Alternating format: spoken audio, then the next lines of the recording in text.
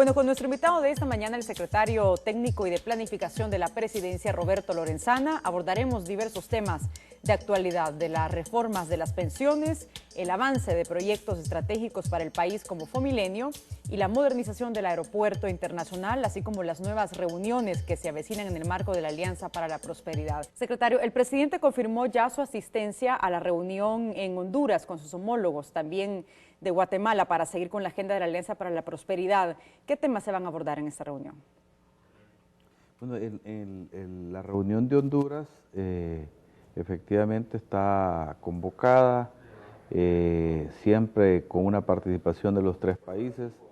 El rasgo principal o la agenda principal de la reunión de Honduras será cuál será el esquema de participación del sector privado en la concreción de la Alianza para la Prosperidad. O sea, la Alianza para la Prosperidad es un esfuerzo de los tres países liderados por los tres gobiernos de Honduras, Guatemala y El Salvador para promover una gran inversión pública con la atracción de, por supuesto, de la cooperación internacional. Ese fue el planteamiento que se le hizo al gobierno de los Estados Unidos desde el principio y hoy, como sabemos, el presidente Obama recientemente solicitó al Congreso de los Estados Unidos $1.000 millones para apoyar esta alianza. Entonces, la idea es que participen todos los sectores de la sociedad, que participe la comunidad internacional, no solamente el gobierno de los Estados Unidos, sino que participen otros países que puedan hacer una cooperación. De lo que se trata es de hacer una gran inversión de carácter social para estimular el desarrollo económico, para generar ciertos detonantes al impulso de la economía de los tres países y de esa manera, por supuesto, contener o detener el flujo migratorio tan alto que tenemos los tres países. Algunas agencias también informan sobre una nueva reunión la primera semana de marzo que se va a realizar en Guatemala con los presidentes del Triángulo Norte y también el vicepresidente de Estados Unidos. ¿Ya está confirmada esta reunión?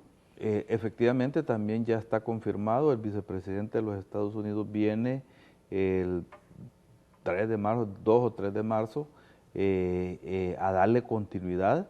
Ahí se le presentará al vicepresidente de los Estados Unidos un nivel de concreción, diría yo, superior del perfil de los lineamientos del plan que se presentaron en los Estados Unidos en noviembre del año pasado. También existe la posibilidad que el presidente de los Estados Unidos viaje a Centroamérica en el mes de abril. Hay que recordar que hay una cumbre en Panamá y donde posiblemente también haya un encuentro con los presidentes de los tres países. En ese marco esperamos nosotros tener totalmente terminado el plan trinacional para el desarrollo de los tres países, ¿no? Estados Unidos, secretario, le está dando mucha importancia a estos países y a la Alianza para la Prosperidad, a juzgar por la cantidad de reuniones que han habido en los últimos meses al más alto nivel. ¿Ve un giro usted en las relaciones de Estados Unidos con nuestros países? Yo creo que Estados Unidos está viendo hoy, en general, está teniendo un viraje hacia América Latina. Existe un nuevo escenario político también en los Estados Unidos, no podemos perderlo de vista. Hay que recordar que se han dado recientemente tres grandes fenómenos. Por un lado, la Alianza para la Prosperidad, en la que hay un compromiso del gobierno de los Estados Unidos de apoyar a los tres países del Triángulo Norte, que tiene que ver con tres países que tenemos tres características que nos comunes, digámoslo así. Una es que tenemos un flujo migratorio altísimo hacia los Estados Unidos, eso no pasa con Nicaragua, con Costa Rica y con Panamá. Y dos, que también coincide que estos tres países que tienen un altísimo flujo migratorio, tenemos los niveles de violencia más altos de la región. Entonces, de la región centroamericana, porque México también tiene ese componente, también hay bastante migración y hay que recordar también que una parte importante de México tiene ese flagelo. Hay que también decir que justamente por eso y porque México es un país con enormes recursos también, está iniciando su participación en este esfuerzo de apoyo al Triángulo Norte. Creo que no sé a qué nivel, pero el canciller de México creo que ya confirmó que estará presente en la reunión de Honduras, donde ya se expresará más abiertamente la voluntad política del gobierno de México de acompañar este esfuerzo del Triángulo Norte. Hablando ya de la parte de política interna, el presidente Sánchez Serén sostuvo el viernes pasado una reunión con casi un centenar de gremiales de trabajadores en Casa Presidencial. ¿Cuál fue la finalidad de este encuentro? Bueno, yo estuve presente en esa reunión y no podemos también dejar de opinar sobre los comentarios que algunos dirigentes de la ANEP han expresado sobre esto. El encuentro se circunscribe dentro de todos los encuentros que el presidente de la República está haciendo con todos los sectores de la sociedad. Así como nos hemos reunido, y el presidente en particular, con la ANEP, con el sector financiero, con el sector bancario en particular, se ha reunido con los pequeños empresarios, se ha reunido con los cafetaleros, se ha reunido, bueno, en el Asocio para el Crecimiento están quizás de los más altos empresarios del país. En el Consejo para la Seguridad están representados todos los sectores, incluidos las iglesias, prácticamente todas las iglesias. Entonces no puede generar ninguna sorpresa que el presidente también se reúna con los trabajadores, con las gremiales de los trabajadores, con todos los sindicatos del país, de todas las corrientes que hay del movimiento sindical salvadoreño. Entonces, el propósito de la reunión era, por un lado, hacerles un planteamiento sobre el plan quinquenal.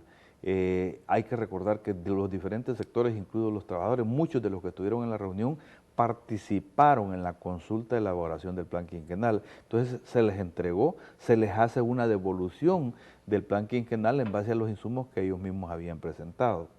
Se hizo una síntesis. Hay que recordar también que la filosofía del plan quinquenal tiene como tres grandes componentes, como los componentes que alrededor del cual gira el planteamiento del buen vivir. Por un lado, la planificación del Estado, que es justamente lo que se estaba presentando, el insumo del plan quinquenal. Por otro lado, la transformación del Estado. Nosotros tenemos un planteamiento de modificación, de reformas del Estado importante, de carácter institucional, como por ejemplo la creación del Viceministerio de Desarrollo Territorial, para poner un ejemplo. Y por otro lado, la participación ciudadana. O sea, la transformación del Estado, la transformación del país, la aplicación realmente del plan quinquenal no será posible, no tendrá éxito si no cuenta con la participación de la ciudadanía. Y los trabajadores son un componente importante de la participación. Entonces, el presidente lo que ha hecho es presentarles el plan quinquenal y exhortarlos al seguimiento, exhortarlos a la vigilancia en el cumplimiento del plan quinquenal. Y por supuesto en ese escenario también no faltará el abordaje de los temas reivindicativos. Los trabajadores justamente tienen el legítimo derecho de darle seguimiento a sus derechos, por ejemplo el tema de las pensiones. El presidente habló de dos cosas en esa reunión. Por un lado mencionó que va a someter a una consulta la profesionalización de la función pública, y por otro lado también les planteó que era necesario que participaran a fondo en la futura discusión que será después de las elecciones, como lo dijo ayer el presidente, de la reforma de pensiones. Los trabajadores tienen el legítimo derecho, y no deja de llamar poderosamente la atención cómo los empresarios, algunos empresarios, porque no son todos, se molestan porque el presidente se reúne con los trabajadores.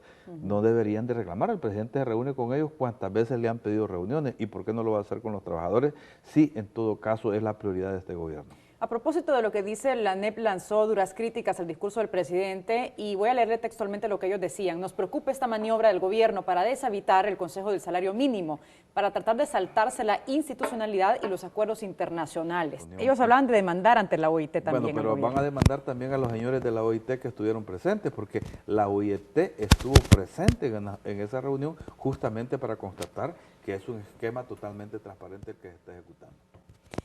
Bueno, ¿van a continuar entonces reuniéndose con este sector de trabajadores? El presidente dijo eso, o sea, que nadie le va a impedir a él que se reúna con todos los sectores, mucho menos con los trabajadores. Los trabajadores tienen el legítimo derecho de tener un contacto directo con el gobierno, y en este caso con el presidente. Y nadie, repito, va a impedir que el presidente tenga relación con los trabajadores y trabajadoras. En este momento vamos a ver preguntas de los ciudadanos. Adelante.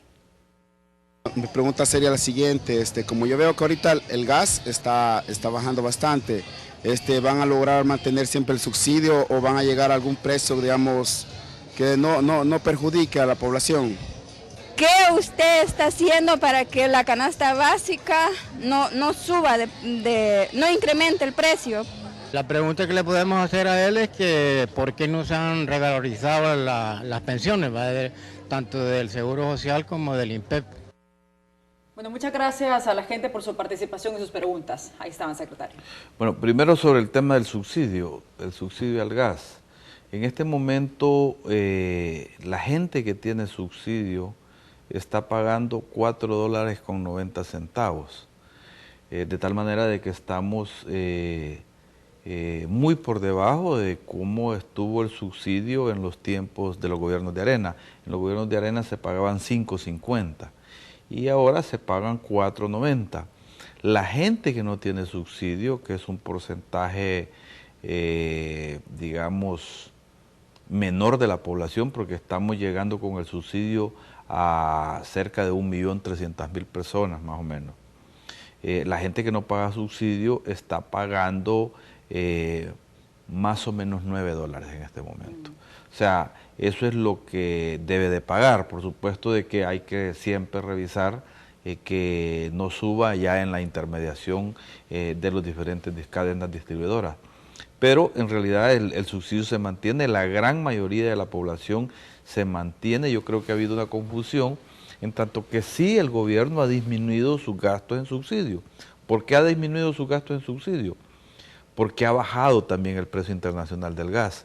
Y al bajar el precio internacional, la cantidad de dinero que aporta el gobierno para el subsidio es menor, pero el precio se mantiene estable. O sea, los $4.90 que paga la gente se mantendrá y se mantiene en este momento. Entiendo que se va a ampliar en la zona rural, ¿no? A lo largo del quinquenio, 157.000 familias. Se ha venido ampliando, ya se ha venido ampliando, y yo creo que ya en lo que va de este gobierno ya andamos cerca de 50.000 personas adicionales que reciben subsidio y seguirá incrementándose. Lo que pasa es, y eso no quiere decir que no se puede reducir el gasto que el gobierno hace en el subsidio justamente en este momento porque hay una disminución internacional del precio.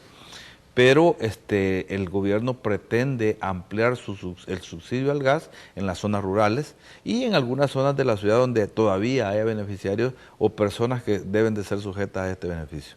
Y con respecto a la canasta básica, ¿qué es lo que a la gente más le preocupa? Entiendo que hubo una disminución leve pero sostenida desde octubre hasta la fecha, ¿no? Yo creo que se ha empezado a registrar esa disminución. Al final logramos estabilizar el precio del frijol. Esperamos, por supuesto, que esto se mantenga. El gobierno sigue tomando algunas medidas en esa dirección. El precio del frijol, que ha habido una gran presión para levantarle el precio, pero son medidas de carácter especulativo. Luego hay que decir que la disminución de los precios de los combustibles, particularmente la gasolina, baja los fletes y debería de haber una tendencia a mejorar todavía los precios, de tal manera de que nosotros estaremos vigilantes que se traslade ese beneficio que la sociedad tiene. Ahora, El Salvador se estará ahorrando en gastos en combustibles cerca de $600 millones. Una parte importante de eso llega a la familia salvadoreña que lo va a ahorrar. Otra parte le quedará a las empresas que tienen las posibilidades de generar un nivel más alto de competitividad. Luego también bajará y ya en la canasta ampliada debemos de incluir también no solamente los granos básicos, sino también los servicios principales. La energía eléctrica bajó hoy en enero el 10% y estamos estimando que puede bajar otro 10% en el mes de abril.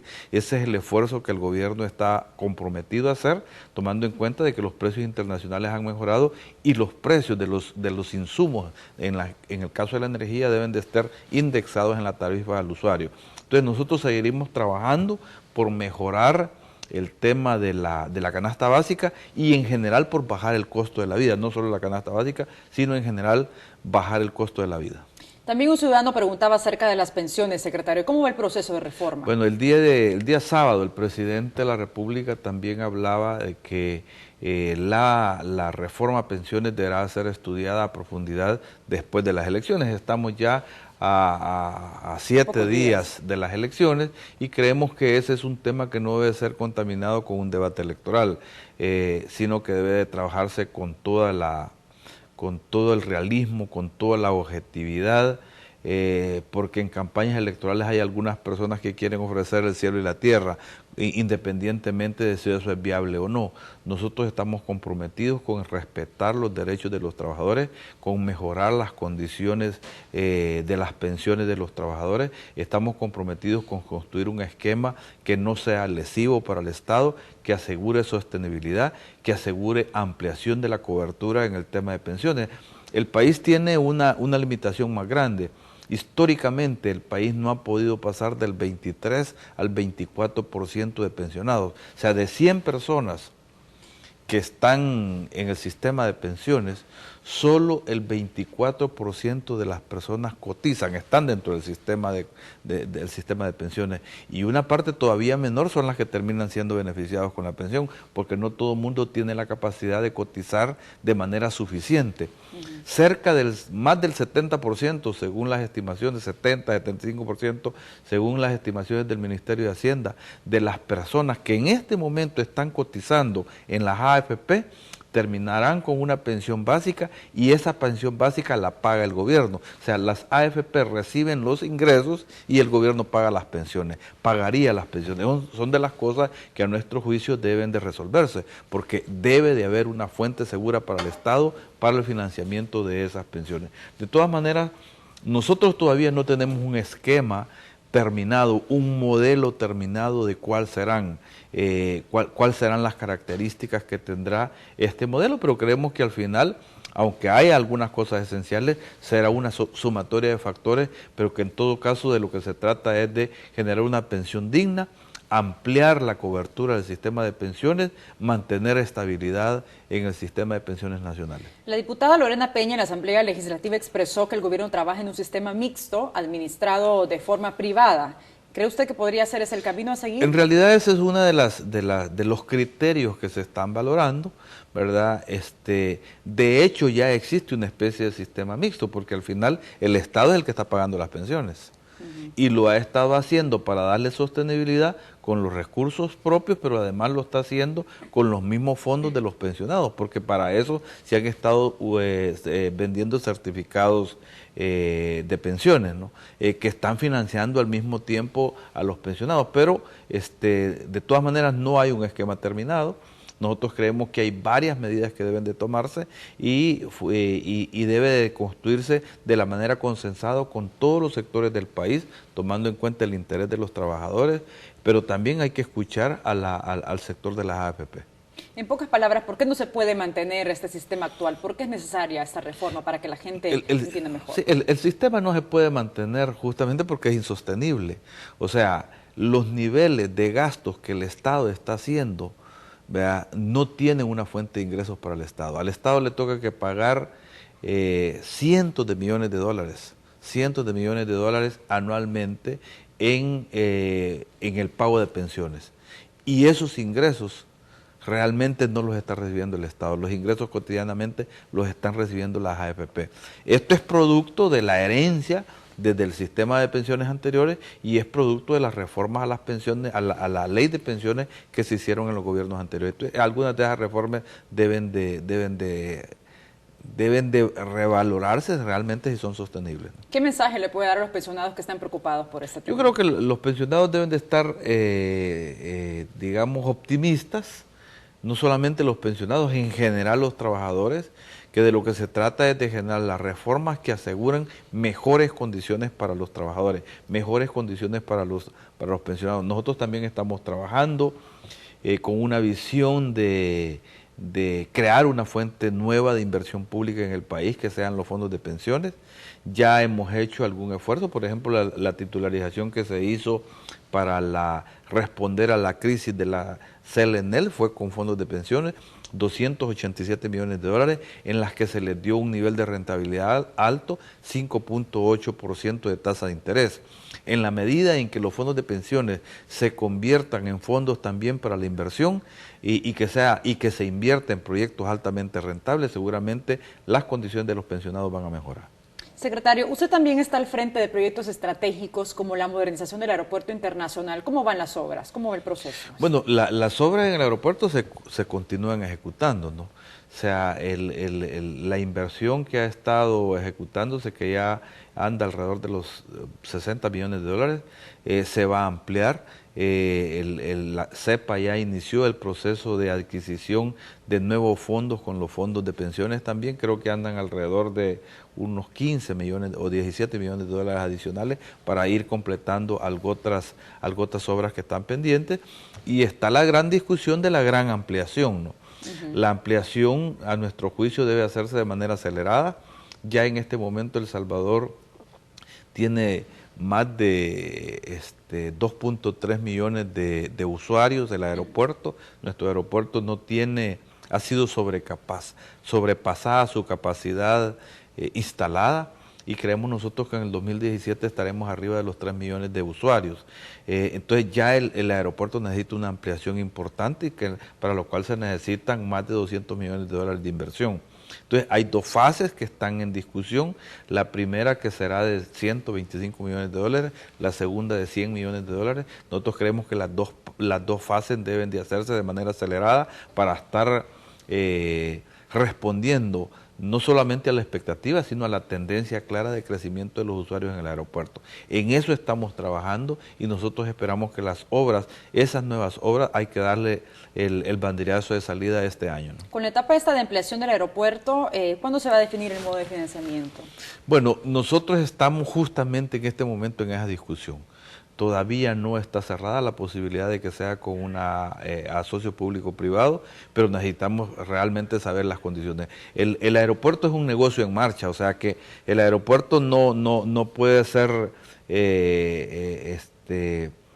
concesionado de manera sin tomar en cuenta de que tiene características importantes de rentabilidad. En este momento el aeropuerto está dando una rentabilidad neta al país, a CEPA en este caso, de 40 millones de dólares. Y la primera fase, para la cual hay un estudio de asocio público-privado, está hablando de una inversión de 125 millones de dólares y hacer una concesión de 20 a 25 años. O sea, eso tenemos que valorarlo, porque nosotros, si bien es cierto, estamos a favor de la inversión privada, no podemos realmente perder de vista que ya el aeropuerto tiene una altísima rentabilidad que asegura al país un ingreso importante. Entonces, tenemos que valorar si realmente lo que se haría en ese esquema sería superior en ingresos para el Estado que lo que ahora tenemos. Bueno, secretario, muchas gracias por habernos acompañado esta mañana. Muy buenos días.